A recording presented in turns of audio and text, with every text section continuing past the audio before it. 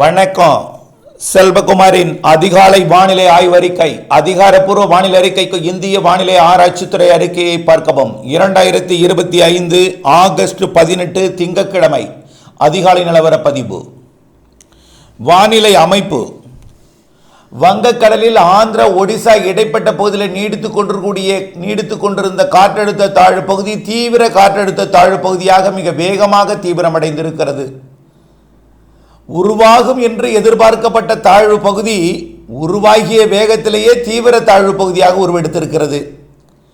இதன் காரணமாகத்தான் தென்மேற்கு பருவமழை சற்று குறையும் என்று எதிர்பார்த்த நிலையில் அதே நிலையில் தொடர்கிறது. கேரள எல்லையோர மாவட்டங்களில், அதாவது சற்று வடக்கு நோக்கி நகர்ந்து தீவிரமடையும் என்று எதிர்பார்க்கப்பட்ட நிலையில் அதே இடத்திலே தீவிர தாழ்வு பகுதியாக உருவெடுத்திருக்கிறது. இருந்தாலும் இது வடக்கு நோக்கி நகர்ந்து ஒடிசா கடலோரத்திற்கு நகர்ந்துதான் உள்ளே நகரும். ஆனால் தென்மேற்கு பருவமழை தொடர்ந்து கேரள எல்லையோரத்தில் கொஞ்சம் தீவிரம் இருக்கும். இன்றைக்கும் நாளைக்கு அதிகாலை வரைக்கும். அதற்கு பிறகு இது கரை கடக்க தொடங்கியதும் படிப்படியாக குறைய தொடங்கும். ஆனால் நீடித்து கொண்டிருக்கும் தென்மேற்கு பருவமழை கேரள எல்லையோரத்தில். நேற்றைக்கு இரவு நள்ளிரவு இன்றைக்கு அதிகாலை கூட அப்பாச்சி கவுண்டன்பதி மற்றும் உடுமலைப்பேட்டை வரைக்கும் முக்கோணம் வரைக்கும் நல்ல மழைப்பொழிவை கொடுத்திருக்கிறது. இதை விட கூடுதல் மழைப்பொழிவு வால்பாறையில் 8 சென்டிமீட்டர் மழைப்பொழிவு கொடுத்திருக்கோம். இன்றைக்கு 5 குறையும் என்று எதிர்பார்த்திருந்தோம். ஆனால் 8 கிடைத்திருக்கும் என்று எதிர்பார்க்கப்படுகிறது. அதேபோல் நீலகிரிலையும் 8 அல்லது 10 சென்டிமீட்டர், 8க்கு கீழே தான் இருக்கும், 10 இருக்காது. வால்பாறை உச்சபட்சமாக இருக்கும். அடுத்தபடியாக தேனி மாவட்டத்திலையும் முல்லை பெரியார் அணைக்கட்டு பகுதியிலையும் ஒரு 5 சென்டிமீட்டர் இருக்கும். கன்னியாகுமரி மாவட்டத்திலையும் அப்படி இருக்கும்.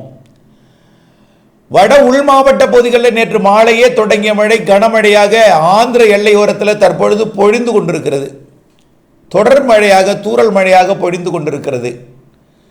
கிருஷ்ணகிரி மாவட்டம் தொடங்கிய மழை, அதாவது கர்நாடக எல்லையோர மாவட்டங்களில் தொடங்கிய மழை அனைத்து வட உள் மாவட்ட பகுதிகளிலும் கள்ளக்குறிச்சி, விழுப்புரம், திருக்கோயிலூர், செஞ்சி உட்பட பொழிந்து திருவண்ணாமலை, திருப்பத்தூர், வேலூர், ராணிப்பேட்டை, சென்னை, திருவள்ளூர், காஞ்சிபுரத்திற்கு நல்ல மழைப்பொழிவை கொடுத்து கொண்டிருக்கிறது ஆந்திர எல்லையோரத்தில். அதன் அடிப்படையில் பார்த்தீங்கன்னா நேற்றைக்கு சென்னையில் காசிமேடு 50 மில்லிமீட்டர் மழை, 5 சென்டிமீட்டர் காசிமேட்டில் பொழிந்திருக்கிறது.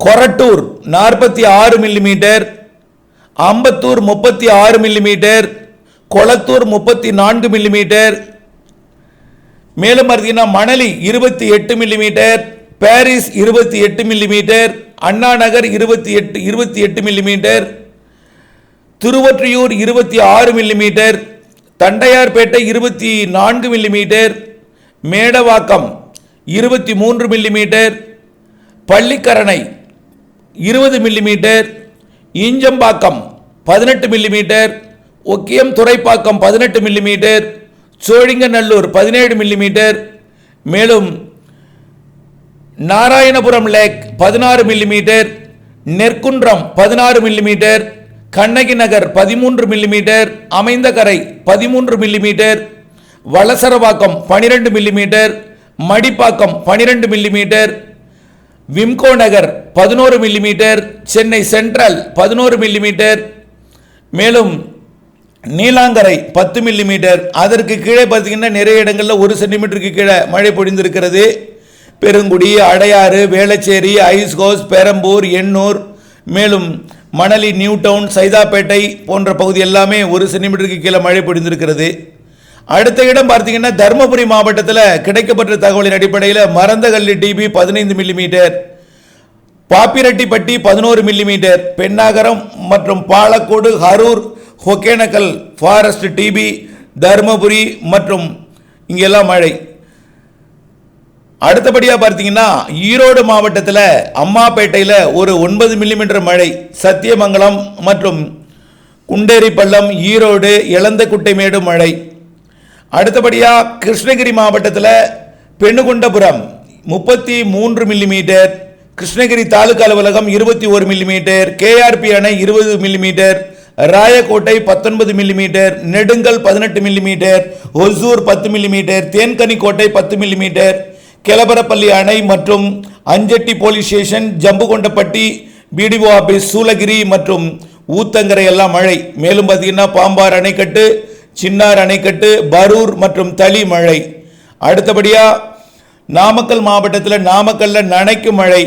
ராணிப்பேட்டை மாவட்டம் கலவை பிடபிள்யூடி 31 மில்லிமீட்டர், வாலாஜா 23, ராணிப்பேட்டை 16, அரக்கோணம் 15, ஆற்காடு 15, பாலார் அணைக்கட்டு 15, சோளிங்கர் 11, மின்னல் 10, காவேரிப்பாக்கம் 10, பணப்பாக்கம் 8 மில்லிமீட்டர் எல்லாமே. அம்மூர் ரயில்வே ஸ்டேஷன், அதாவது வாலாஜா ரயில்வே ஸ்டேஷன் 6 மில்லிமீட்டர். சேலத்தில் பார்த்தீங்கன்னா எடப்பாடி 19 மில்லிமீட்டர், டேனிஷ்பேட்டை 13, ஏற்காடு 11, சேலம் மற்றும் ஆனைமடு அணை, கரியகோவில் அணை, ஓமலூர், தாரமங்கலம் மற்றும் ஏத்தாப்பூர் டிஎன்ஏயு சிஆர்ஐ, ஆர்த்தூர் மற்றும் மேட்டூர் மழை.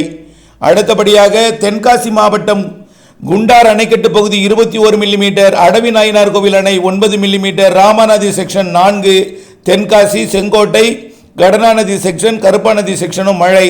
அடுத்தபடியாக திருப்பத்தூர் மாவட்டம் திருப்பத்தூர் தாலுகா அலுவலகம் 56 மில்லிமீட்டர் அதிகபட்சமாக இங்கே கிடைத்திருக்கிறது, 56. மேலும் Vadaputhupattu 22 millimetre, Vaniyambadi 13, Alangayam 12, Ambur 11, TCS mill Kethandapatti 4 மற்றும் நாட்ராம்பள்ளி மழை. அடுத்தபடியாக தற்பொழுதும் ஆந்திர எல்லையோரத்தில் திருப்பத்தூர், வேலூர், ராணிப்பேட்டை, திருவள்ளூர் மாவட்டத்தில் மழை பொழிவு தொடர்ந்து கொண்டிருக்கிறது. வங்கக்கடலில் ஆந்திரா ஒடிசா இடைப்பட்ட பகுதியில் நீடித்துக் கொண்டிருக்கூடிய தீவிர தாழ்வு பகுதி இன்று காற்றழுத்த தாழ்வு மண்டலம் வரைக்கும் தீவிரமடையலாம். நாளை அதிகாலைக்குள் அது காற்றழுத்த தாழ்வு மண்டலமாக தீவிரமடைந்து நாளை முற்பகலிலே அது ஒடிசா கரை கடந்து சத்தீஸ்கர் வழியாக மத்திய பிரதேசம், மகாராஷ்டிரா இடைப்பட்ட பகுதி வழியாக அது குஜராத், ராஜஸ்தான் பகுதியை நோக்கி நகரும் என்று எதிர்பார்க்கப்படுகிறது. அதனைத் தொடர்ந்து மேலும் ஒரு சுழற்சி 22ஆம் தேதி வாக்கில் தென்சீன கடற்பகுதியில் இருந்து தென்சீன கடலோட ஹாங்காங் பகுதியில் கரை கடந்து வியட்நாம் மற்றும் லாவோஸ் வழியாக மற்றும் தாய்லாந்து மற்றும் மியான்மர் வழியாக வடகிழக்கு மாநிலங்களுக்குள் வந்து வடகிழக்கு மாநில பகுதி வழியாக வரக்கூடிய ஒரு காற்றழுத்த தாழ்வின் நிலை பகுதியாகி ஒன்றிணைந்து அதுவும் பாகிஸ்தான் எல்லையோர பகுதியில் குஜராத் மற்றும் கராச்சி இடைப்பட்ட பகுதியில் போய் மீண்டும் தீவிரமடைந்து காற்றழுத்த தாழ்வு மண்டலமாக பாகிஸ்தான் எல்லையோர குஜராத் பகுதியில் காற்றழுத்த தாழ்வு மண்டலமாக இந்த மாத 26ஆம் தேதி வாக்கில் அரபிக்கடலில் போய் தீவிரமடையும் என்று எதிர்பார்க்கப்படுகிறது.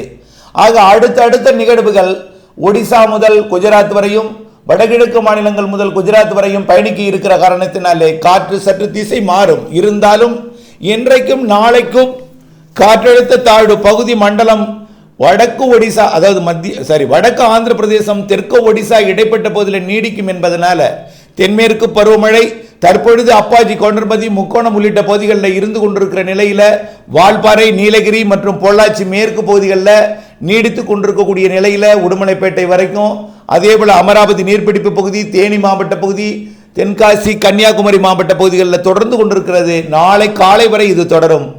இருந்தாலும் படிப்படியாக தீவிரம் குறைவதற்குத்தான் வாய்ப்பு இருக்க தவிர இதைவிட பெரிய மழை இருக்க வாய்ப்பில்லை. ஒருவேளை நாளை காலை வரை தொடர்ந்தால் இதே அளவு மழைப்பொழிவு நீடிக்கும். நாளை காலைக்கு பிறகு நாளை மறுதினமெல்லாம் உங்களுடைய பொள்ளாச்சி மேற்கு மற்றும் மேற்கு தொடர்ச்சி மலைப்பகுதிகளில் செய்வதற்காக காத்திருக்கக்கூடிய பாதிப்படைந்திருக்கக்கூடிய தேங்காய் வெட்டுதல் மற்றும் உலர்த்துதல், தேங்காய் நார் உலர்த்துதல் போன்ற அனைத்து பணிகளுக்கும், அதேபோல வெங்காய அறுவடை, தக்காளி அறுவடை போன்ற அனைத்திற்குமே அது வழிவகை செய்யும். ஆகவே இன்னும் ஒரு 24 மணி நேரத்திற்கு மேற்கு தொடர்ச்சி மலைப்பகுதிகளில் தொடரக்கூடிய இந்த மழை தொடரும். அதே போல வட உள் மாவட்ட பகுதிகள், ஈரோடு மாவட்ட கர்நாடக எல்லையோரம் மற்றும் நீலகிரி மாவட்ட பகுதி, சேலம் மற்றும் நாமக்கல், கிருஷ்ணகிரி, தருமபுரி, திருப்பத்தூர், வேலூர், ராணிப்பேட்டை, திருவண்ணாமலை, கள்ளக்குறிச்சி, விழுப்புரம், சென்னை, திருவள்ளூர், காஞ்சிபுரம் மாவட்டங்களில் இருந்து கொண்டிருக்கக்கூடிய மதியத்திற்கு பிறகு பெய்யக்கூடிய மாலை இரவு மழை, அதிகாலை வரை தொடரக்கூடிய மழை இன்றைக்கும் மாலை இரவிலே தொடங்கி நாளை அதிகாலை வரை தொடரும் என்று எதிர்பார்க்கப்படுகிறது.